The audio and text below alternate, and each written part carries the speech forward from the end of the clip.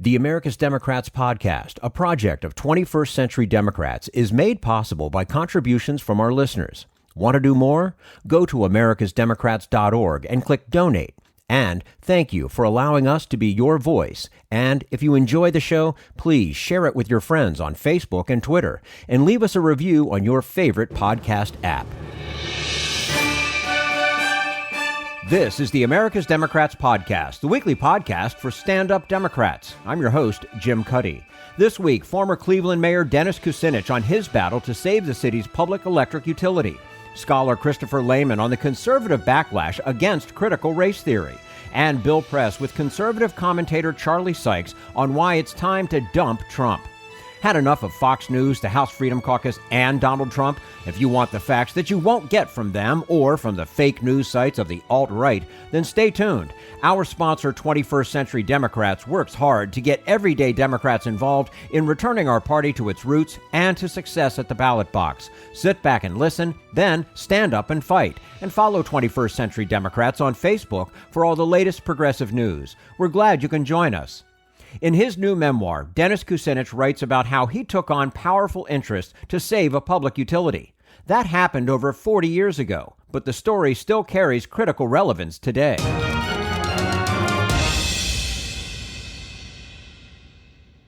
And we say hello to Dennis Kucinich, served as mayor of Cleveland from 1977 to 1979, later as a member of the U.S. House of Representatives. He also sought the Democratic nomination for president in 2004 and 2008, and now is the author of a new book, The Division of Light and Power. Dennis Kucinich, thanks for joining us today on the America's Democrats podcast. I'm very grateful for the opportunity, and thank you. I'm looking forward to our discussion. Well, thank you. We do appreciate your time as well. And, this is a story about your fight against privatizing Cleveland's city-owned power system. This happened back in the late 70s when you were mayor. So boiling it down to broad themes, remind us briefly what that fight was all about. Well, in a nutshell, it was about a private utility monopoly, an investor-owned utility, which engaged in corporate espionage, sabotage, interfering in the internal affairs of the city of Cleveland in order to try to force the city to sell its municipal electric system to them so they could have a bigger monopoly. I mean, that was the core of the battle, but as the book is outlined, it's a lot more than that. Now, your decision to block the sale of the city's power plant set off a fierce battle involving some tactics on the part of those pushing you to sell the power system. There was even an assassination attempt on you. How do you understand why your opponents would go so far? There's a lot of money on the line. I mean, I'm talking to you from Cleveland, Ohio, a home that I've lived in for 50 years. And just over my shoulder here was a high-powered rifle shot was fired, missed me by a fraction of an inch. And, I was at that point when that happened, leading the effort to block the sale. And I was the only person leading that effort to block the sale. So I never discussed when I was in office the safety issues, but later on, a NBC investigative reporter for Cleveland interviewed a convicted hitman who said, yeah, he would have taken the job, except he was picked up, and he wanted 80 grand at that point. This was 40 some years ago, and that the reason was because, this is quoting him, we couldn't buy Kucinich. That's what I was told. He said there was an attempt to, there was an assassination plot that was supposed to unfold in October of 1978, according to a U.S. subcommittee on organized crime. It was their report that said that there was a plan to take a shot at me in a parade on Cleveland's east side. And I think, and the reason why I wasn't in the parade is that I was struck with a bleeding ulcer just as I was getting ready to go to the event, and I was rushed to the hospital, and so that attempt was scuttled. And then there are other stories that are in the book about the dangers, but I just want to stress that when that was, I never discussed that when I was in office because I didn't want it to become a distraction. And I can certainly tell you that, as far as my commitments, I wasn't going to be dissuaded because somebody was threatening me. I just don't work that way. So but a police intelligence officer, Lieutenant Ed Kovacic, was interviewed on television. He came and told me personally, he said, it's about the light system. Some people, you're stopping people from making a lot of money. Wow. Now, eventually the city was thrown into default as you continued to block the sale. And this came at a political cost to you in the next mayoral race, which you lost to George Voinovich. You anticipated this fight could come at a cost. Why was this a fight you had to take on, even at the expense of your political career? Because it matters what people pay for electricity. It matters that people have control over their own destiny. It matters that that decisions are dictated to cities by corporations. I was thinking when I was told by the head of the biggest bank in the state of Ohio and one of the 33rd largest bank in the U.S. that either I sell the electric system to the utility in which the bank was a business partner, or they were going to renew the city's credit on loans that I hadn't even taken out. They were going to push the city into default. And when that discussion was going on, I was thinking of my parents counting pennies on an old metal table when I was a kid. They're counting pennies late at night, trying to come up with enough money to pay an electric bill. I mean, these memories are very powerful, and they do have a motivating influence in any of our decision making. And so I was influenced by that. I thought about not just my parents, but of people across the city for whom it matters what they paid for electricity. And if they could get a break on their electric bill, in this case at that time, Muni Light was 20% cheaper, then who was I to tell some monopoly that, well, yeah, you can have it because if I don't give it to you, you're going to punish me. My feeling was I wasn't there for them. I was there for the people. We saved the system. The people voted. Check this out. The people voted for a tax to pay off the debts that I hadn't even incurred. The tax passed. The banks had said that if I put the tax on a ballot and it passed, they'd take the city out of default. Even after it passed, they wouldn't take the city out of default. This was a political game that was being played to actually, it's a coup of sorts to knock out an elected leader. And see, this story, nothing like this has ever been told before in America. It doesn't mean it's never happened, but the story's never been told before, and it becomes relevant today because of the role that money plays in our political process. When I was going to grade school, they had civics classes. You see the box with the executive, legislative, judicial branch. Well, today, if it was taught, you'd have another box that would put a dollar sign on it, and in some cases that would go above those tripartite branches. So I had to stand for something, and you either stand for something or you kneel. Yeah, and we could use a lot more of that nowadays, as a matter of fact. We're speaking to Dennis Kucinich, who served as mayor of Cleveland from 77 to 79, later, of course, as a member of the U.S. House of Representatives. And he is the author of a new book, The Division of Light and Power. And Dennis, of course, the story doesn't end with Cleveland in default and you losing an election. In 1996, you were elected to the U.S. House of Representatives and then reelected 7 times. So what changed? What changed is that the people of Cleveland understood that I put my career on the line for them. And that in 1993, there was an announcement that the system, which I saved, was expanding, that more people would be able to get cheaper electricity. And it wasn't just the ratepayers were saving, taxpayers were saving, because the city handles street lighting, 76 facilities. So the city was going to save more money. And suddenly there was an awareness that I saved the city, at that point, hundreds of millions of dollars with the decision. So, I was working on another draft of the book. I was in California at a friend's house when I got the call about this renaissance of public power in Cleveland. And what happened from that moment on, people were saying, well, wait a minute, Dennis was right. He put his career on the line. And so I was elected to the state Senate on a slogan said, because it was right. And then I was elected to the United States Congress for the first of 8 terms. The first slogan was light up Congress. People remember. And in the city of Cleveland, every election I was in, I piled up big majorities in Cleveland because people remembered and they appreciated that I was willing to take a stand. So I have a pretty good constituency here still. And, I never knew that I'd ever have a chance at a political comeback.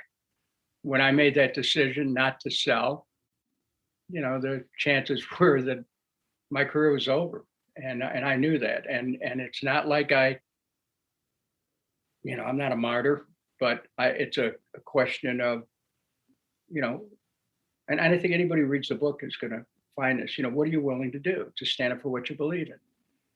It comes down to principles, right? I mean, you stand for, you believe in something, you've got to stick with that belief, unless somebody can sway you otherwise. But if I may, this is not just about one person in one city. This is about the question of democratic governance and if it actually exists today in America, and particularly at a local level. So anybody reading this book, this book is a guide to questions that need to be asked in communities across the country, and an encouragement for those who want to take a stand, and shows you how to do it. And it raises the question of who actually rules the community. Where's City Hall? Is it just a building that everybody goes to, or is City Hall in the boardrooms of the banks, the utilities, and in Cleveland's case, the mob? I mean, these are questions that are raised, and they're even more relevant today than they were then because the stakes are higher today. And I'm glad you brought it up because it is a fascinating story, in and of itself, but it does carry plenty of relevance to today's battles over public and state ownership of essential services.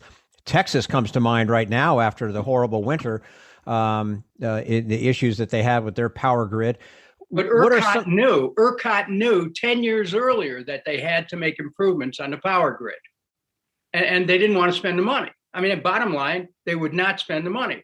So as a consequence, you get this storm in Texas, and suddenly millions of people are left without electricity and all the other services that are connected to electricity.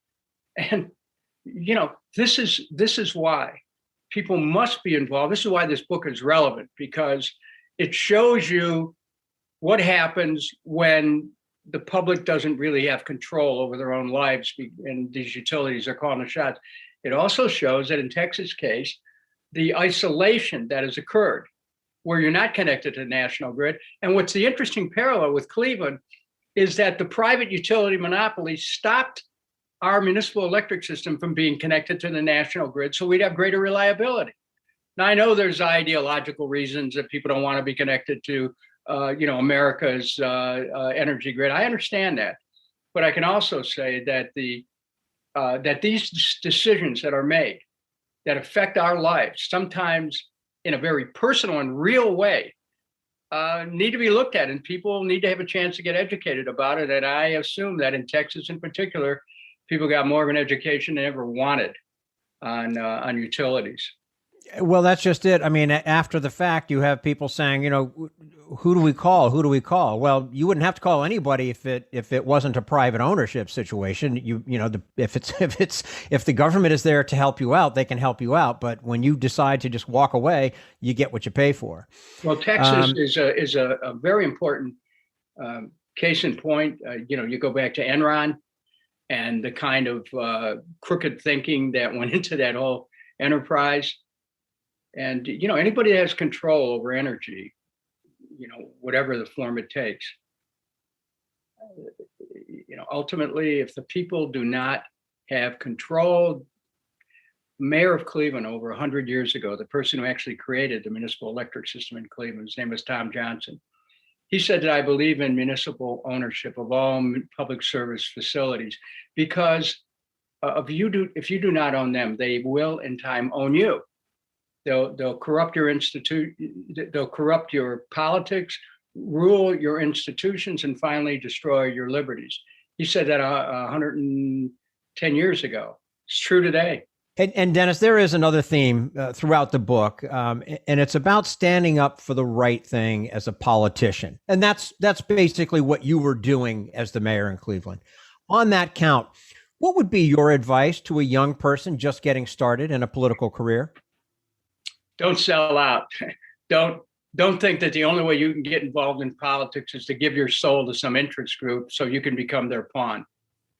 This is at the very beginning. Be very careful about the relationships that you make, and be careful about the commitments that you make. Because once you get in there, you're going to be very, very hamstrung if you told someone, "Well, you'll take care of this for them or that for them." I mean, everything about politics today is transactional. You do this for me, I'll do this for you. Doesn't have to be that way. So, number one,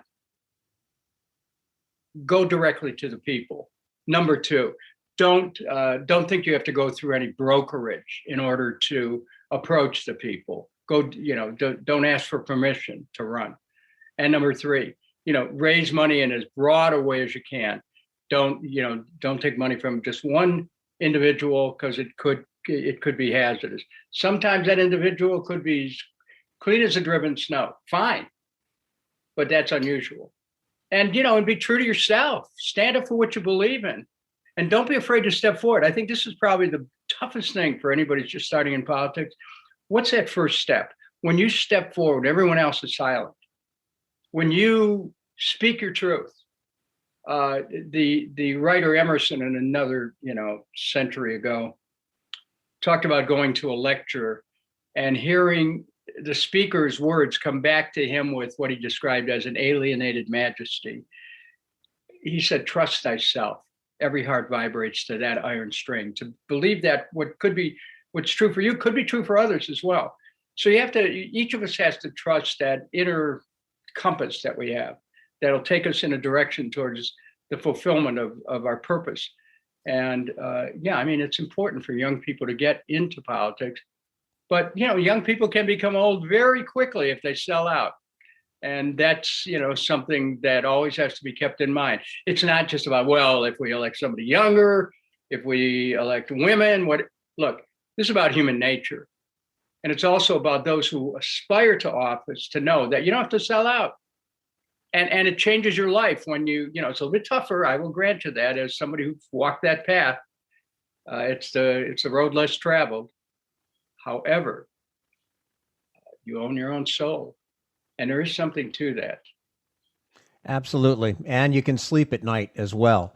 The name of the book, The Division of Light and Power, the author, former Ohio Congressman Dennis Kucinich, joining us today on the America's Democrats podcast. Dennis, we appreciate your time with us. Would love to do it again sometime soon. This is a very documented story. This isn't, and that's the power of it. This is all true. So thank you for the opportunity. And the book goes on sale, by the way, on June the 8th. Fantastic. Thank you again for your time. Thank you. Bye now. Goodbye now. And this is the America's Democrats podcast, the weekly podcast for stand-up Democrats.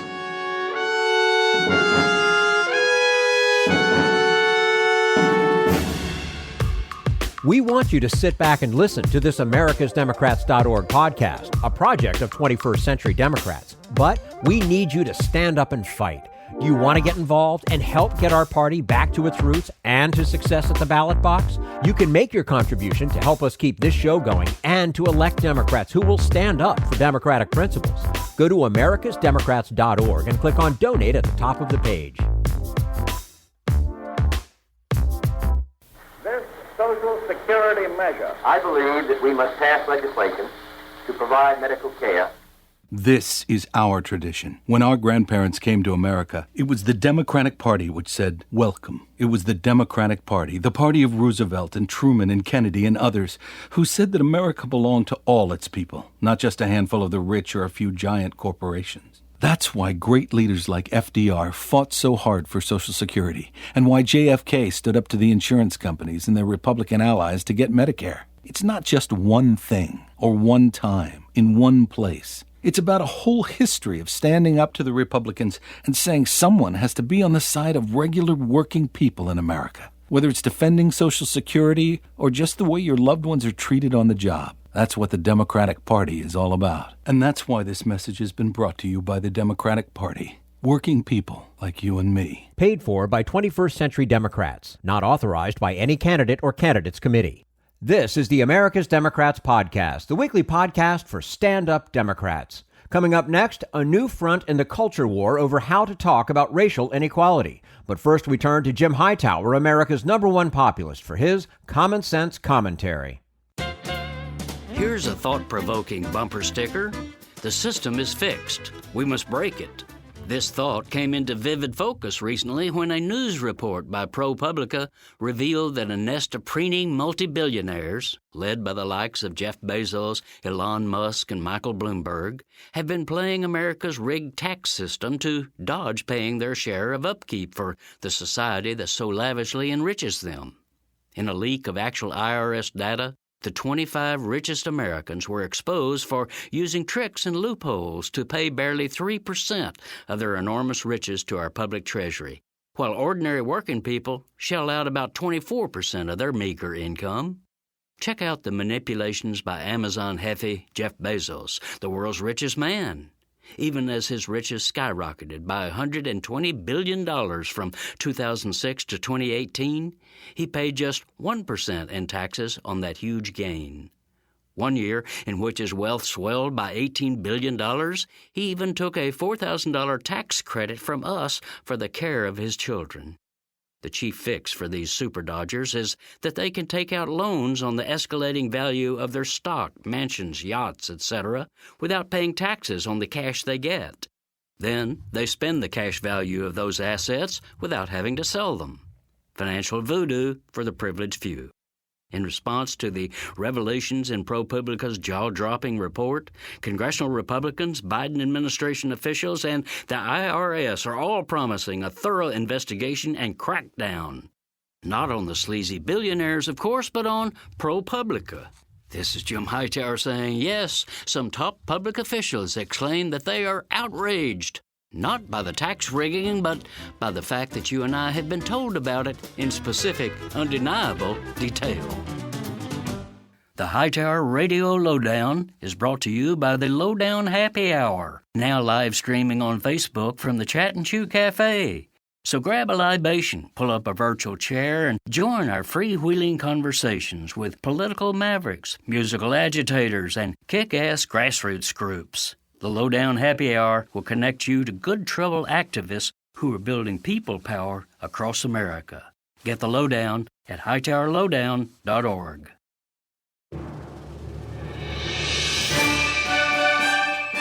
This is the America's Democrats podcast, the weekly podcast for stand-up Democrats. Republican-controlled legislatures across the country are advancing legislation to ban the teaching of critical race theory in schools. Christopher Lehman says what will be lost is the full story of American history and what we can learn from it.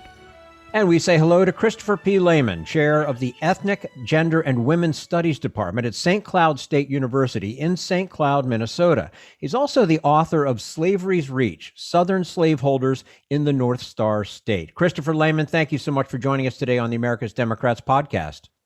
Well, thank you for inviting me. Absolutely. A pleasure to have you with us. And I guess you could say there are many ways to express what critical race theory actually is. How do you define it?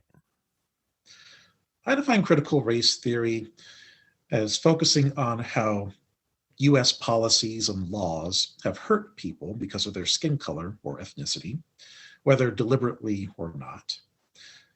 The theory also involves focusing on how the hurt towards those people continues to evolve to the present day, and how the country continues to develop in the midst of causing that hurt. Mm-hmm. Now, among the classes that you teach are Introduction to Ethnic Studies and Introduction to African American Studies. How is critical race theory incorporated into your teaching? It's incorporated by me teaching about policies and laws as deliberate choices instead of things happening to the country.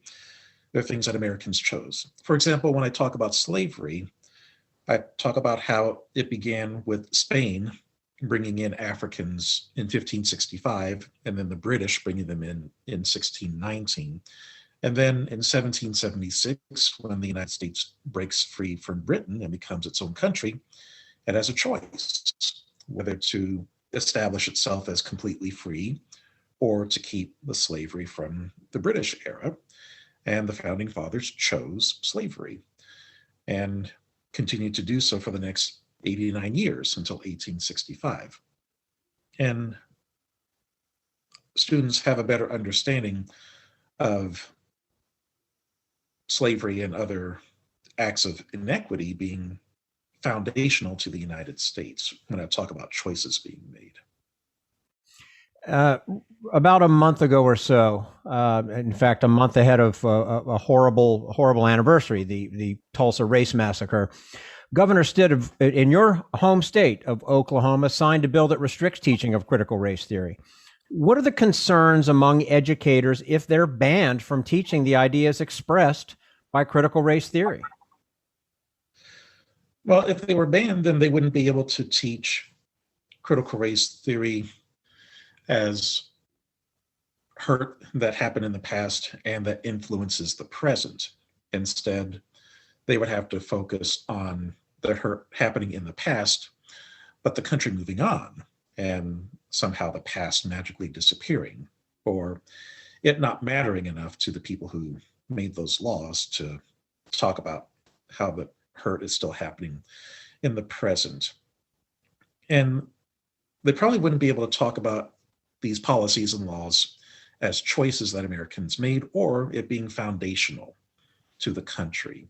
I think that's a chief point of criticism for critics of critical race theory, that people who teach critical race theory are teaching that the United States is bad, that it's evil because of the things that happened from its foundation. So the way to not teach about that is to not teach about the foundation. Mm-hmm.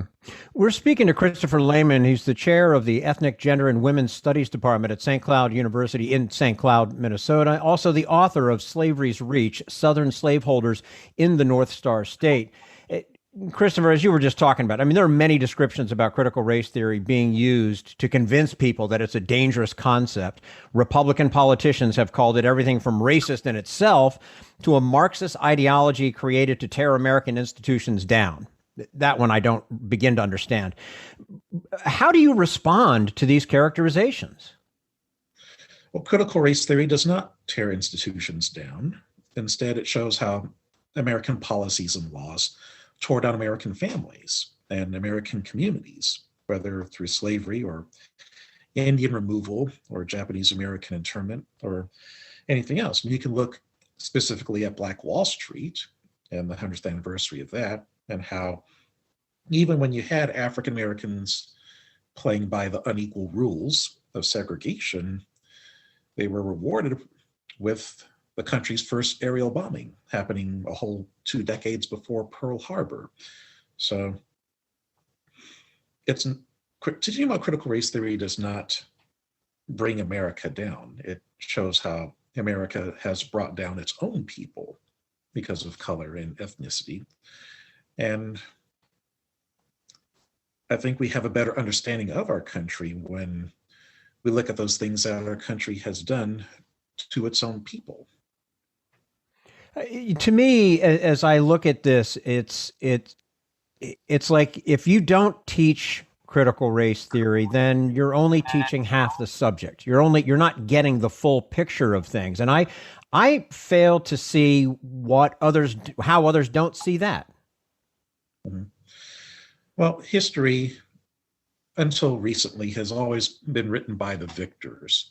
And victors have narratives that they want to promote. And for the longest time in American schools, the narrative of the victors has been the only one that the majority of American students have had access to. And by focusing on the story just from the victors, you don't have the full American story, because you don't get to hear from the perspectives of the Americans who were hurt. And so that's not full American history if you don't have the stories of the hurt. So what is your understanding of why state legislators across the country are trying to ban critical race theory from the classroom? Because this conversation you and I are having, I think it's fairly straightforward why you'd want to be teaching it and why people should learn it. Well, politicians win elections by stoking fear of the unknown. And for many Americans, critical race theory is the unknown. A responsible local official would say critical race theory goes against the traditional American narrative, but it is legitimate as an American narrative, and we should learn it. But instead, we hear critical race theory is against the traditional American narrative, and this is not my America. Therefore, it's not America at all. And when you come with that perspective and with the idea that those hurt voices should be squashed in order to protect the victory narrative, then that's hurtful. And again, it's just not the full American story. But if you're not trying to embrace all Americans and American votes, and you're trying to restrict them, then it almost seems like restricting critical race theory is par for the course with restricting the right to vote and so forth. It just perpetuates the hurt continuing to be voiceless. I get the feeling that we're not as far along as we think in general in this country. I think a lot of people think that we're a lot better than what we've really shown to be. Is that a fair statement? Well, I think that when people learned about things like the Civil Rights Act and the Voting Rights Act, that they looked at it as a sort of happy ending to the end of the story about segregation and inequality. And number one, they failed to realize, or they failed to be taught, that the Civil Rights Act and the Voting Rights Act only legislated what people did. They didn't legislate how people felt. And of course, you can't legislate feelings. But the way that these laws are taught, it almost implies that when Jim Crow ended, that's when people decided that Jim Crow just wasn't a good idea anymore. Mm-hmm. But as we've seen with these efforts toward restricting the right to vote, that feeling never went away. And with the gutting of the Voting Rights Act back in 2013, the Voting Rights Act has been able to be reversed over the last 8 years. And unfortunately, since the death of John Lewis last year, and Elijah Cummings as well, there just really isn't that strong moral presence towards voting that there used to be. Well, we certainly do have a long, long way to go. Christopher Lehman, chair of the Ethnic, Gender, and Women's Studies Department at St. Cloud State University in St. Cloud, Minnesota, joining us today on the America's Democrats podcast. Also, his book, Slavery's Reach, Southern Slaveholders in the North Star State. Christopher, we appreciate your time with us today. We'd love to have you back again soon. Thank you. I'd love that. Thank you. And this is the America's Democrats podcast, the weekly podcast for stand-up Democrats.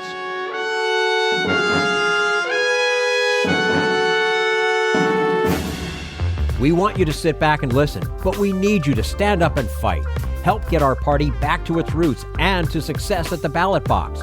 Make your contribution to keep the americasdemocrats.org podcast, a project of 21st Century Democrats, on the air, and help elect stand-up Democrats. Go to americasdemocrats.org and click on Donate at the top of the page.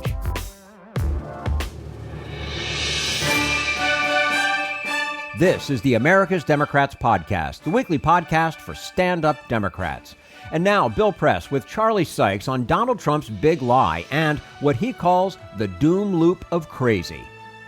He calls it the crime of the century. I find it interesting. That's the same phrase that Benjamin Netanyahu is using in Israel. Yeah, real coincidence there. No, and it's got some new wrinkles on it. But look, this is what I've called the doom loop of crazy that's going on here. Mm-hmm. That you have these bizarre conspiracy theories that are out there festering in the fever swamp, and then somehow they get to the former president of the United States, who then finds a way to push them out into the mainstream, and then you get millions of Americans that believe that. And you have stories about Mark Meadows, calling up the Department of Justice saying, can you look into this bizarre theory that somebody in Italy might have used some sort of X-ray vision to flip the ballots. And this is going on. And this is what we're talking about in America in 2021. Right. I know. And, it wasn't that he was asking. It was almost like he was demanding that the Justice Department investigate these loopy theories. I love that phrase, doom loop of crazy. Great. But included in that doom loop is this idea that Donald Trump is, as you report in the Bulwark and National Review reports, that he's telling people he expects to be reinstated in the Oval Office in August. I mean, what the hell? I'm really out of words, deranged, delusional, insane, crazy. Where do you go on all of this to believe that? I mean, this is something that, Sidney Powell might float or My Pillow guy might float. Does he actually believe it? I don't know. But, an idea, even if an idea is fake, it can still be very, very dangerous if enough people believe it. Because, think of it as kind of a continuation of the big lie. If you have people who are poised to think, what, he's coming back, that's just going to add to the disillusionment, the disappointment, the outrage, the paranoia among those folks. Who knows how many there are when it doesn't happen. And unfortunately, we've seen how that can metastasize into violence. We've already seen it. And that threat is ongoing. Right. I mean, one phrase you do use which I love, is weapons grade lunacy. Oh, yeah. But we're all searching for phrases to describe this. But as you point out and report, in Reuters shows that 25% of all Americans, 53% of Republicans believe that Donald Trump is the true president of the United States today. What does that tell us? Well, I hope it doesn't tell us what I think it tells us, which is that we are really screwed. What I hope it says is that people are just telling pollsters whatever in order to signal some sort of tribal identity or loyalty.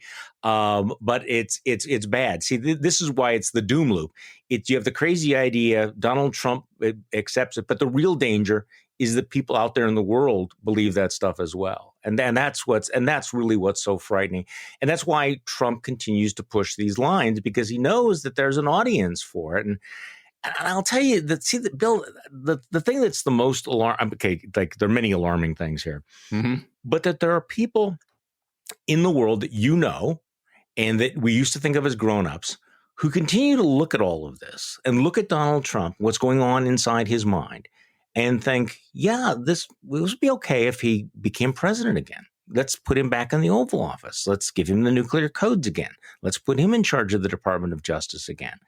And the fact that the Republicans not only continue to enable this, but might actually nominate this guy for the presidency again, having seen every single iteration of his craziness.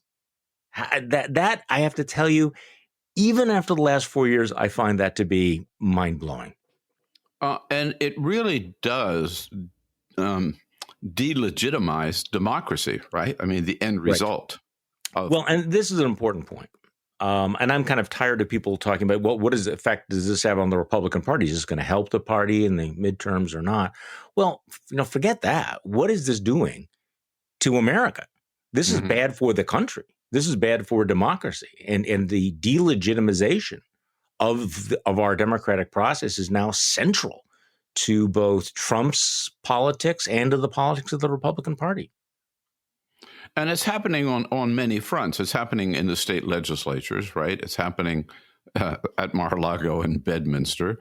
It's happening in the Congress. It does seem a concerted effort on many fronts to challenge what led to Donald Trump's loss and Joe Biden's win in November 2020. I think that's true, and I think it's difficult to overstate the fact that this is the id right now of the right. This is the issue. At the rallies and the meetings and the conventions, this is what's going to get the biggest applause, the biggest emotional response, not infrastructure spending, not whether we're going to have universal child care or child credits or any of those things. This is no longer about policy at all. Right. It is about this whole electoral thing, which they go under the sort of Orwellian title of election integrity. But what it really is it's about let's make sure that we don't have an electorate that does what the actual electorate did in 2020. Right. You touched on something which I was going to ask you, and that is, look, you and I know a lot of these people, right? Now, there are some crazies. I would put Josh Hawley in that category, Lindsey Graham in that category, but there are other people like Rob Portman or, I don't know, Richard Burr or Roy Blunt. Even I thought Mitch McConnell. They can't believe this crap. No. Why don't they speak out against it and say, whoa, this has gone too far, guys, right? Well, because they're thoroughly transactional and because they're constantly waiting for somebody else to fix this for them, which is kind of a flashback to 2015, where the Republican establishment figured we won't do anything about Trump because something will come along, right? If something will happen, there'll be a meteor or somebody else will take this guy off our hands. But can I just say, I don't think Josh Hawley's crazy. I think that Josh Hawley is just utterly disingenuous. I mean, there are the absolute crazies out there. But then there are just these cynical opportunists, and I would put the Ted Cruz. Don't let them off the hook by calling them crazy. Ted Cruz and Josh Hawley are really, really smart guys who are deeply intellectually corrupt, who are cynically willing to manipulate all of this for their own personal advancement.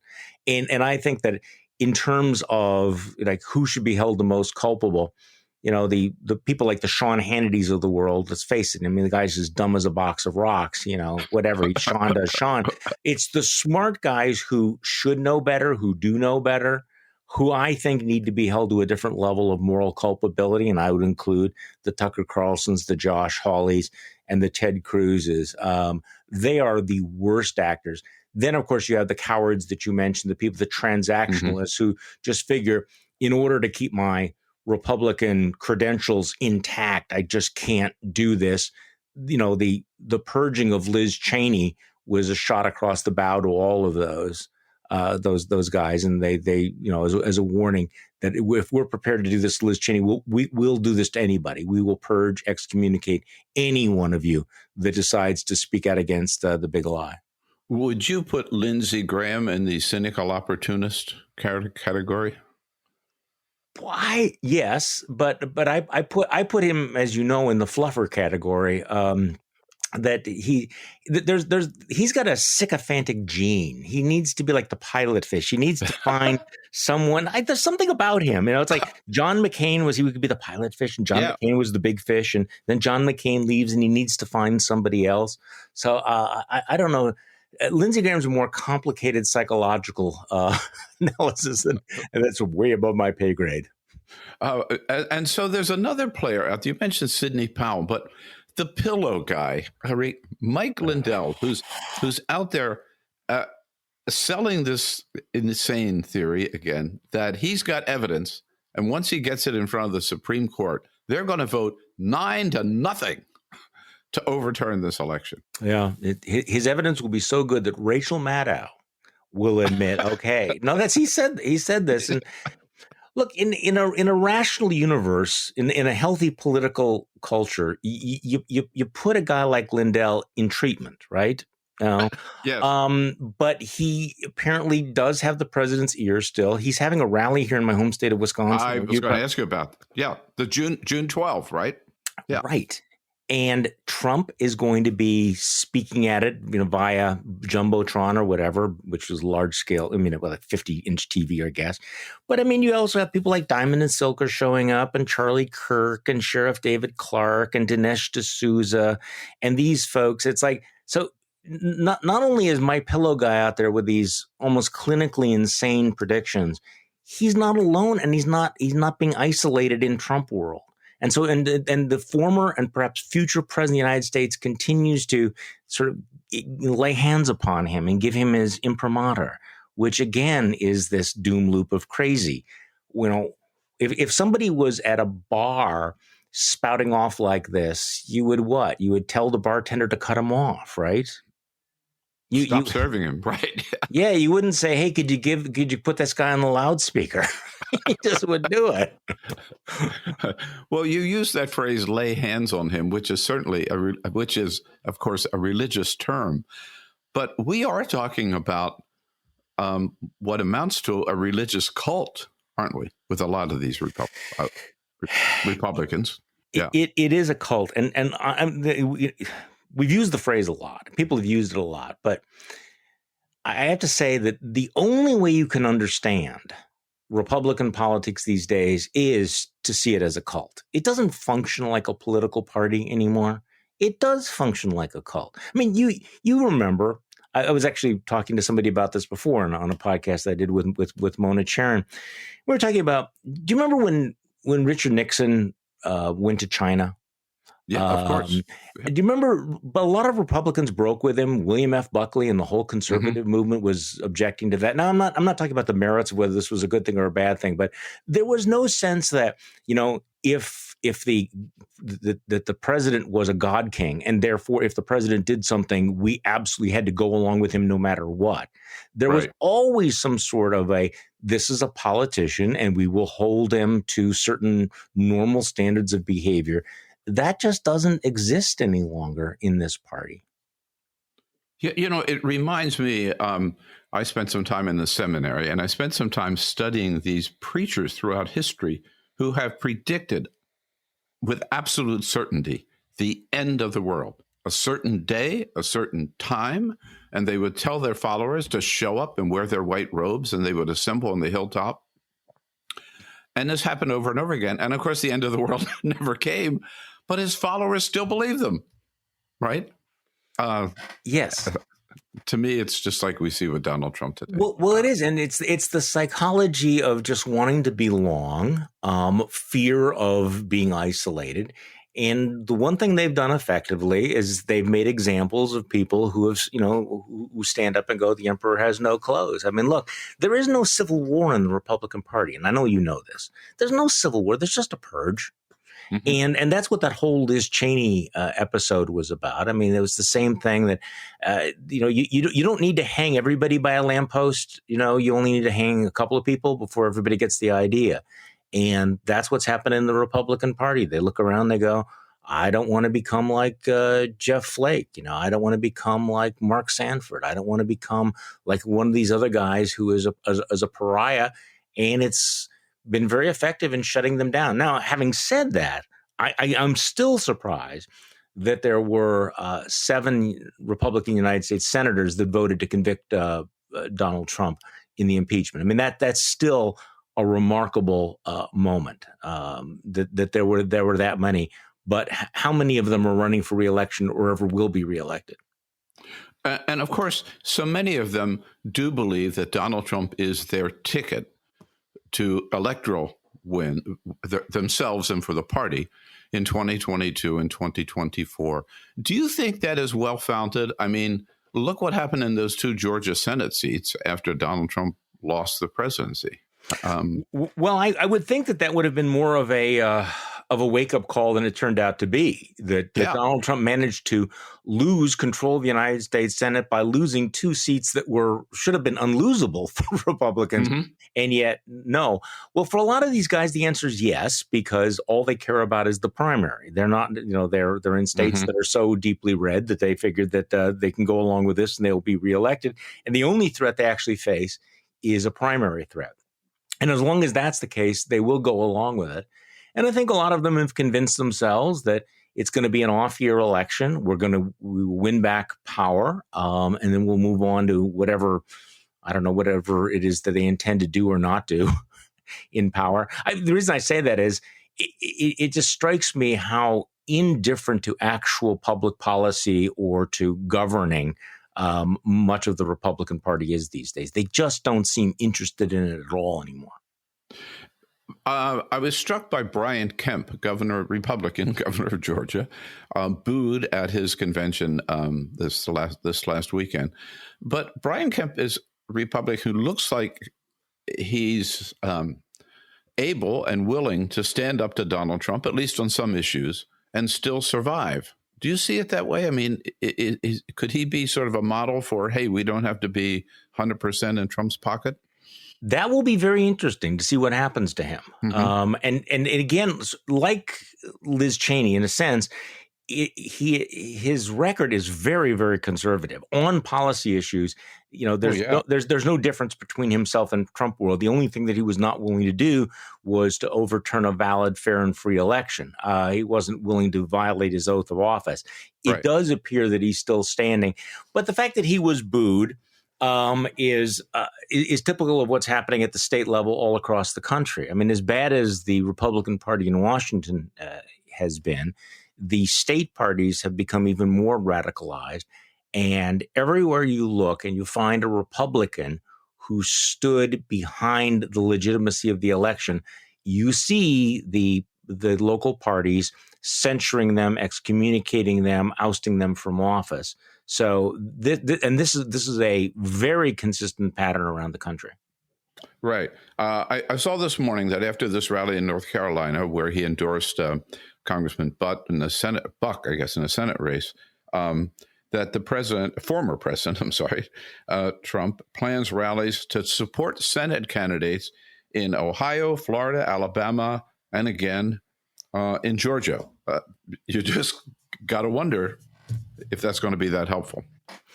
Well, this is an important question, because if he shows up at those states and the heart of his message is that the election system is corrupt and illegitimate, then it is as likely that he will suppress the Republican vote as to turn out the Republican vote. And so this is not speculative on my part. This is literally what happened in January in the state of Georgia.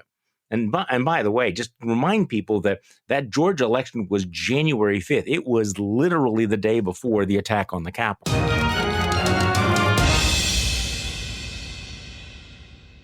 Bill Press with Charlie Sykes, MSNBC columnist and editor-at-large of The Bulwark. If you'd like to hear the entire episode, visit BillPressPods.com.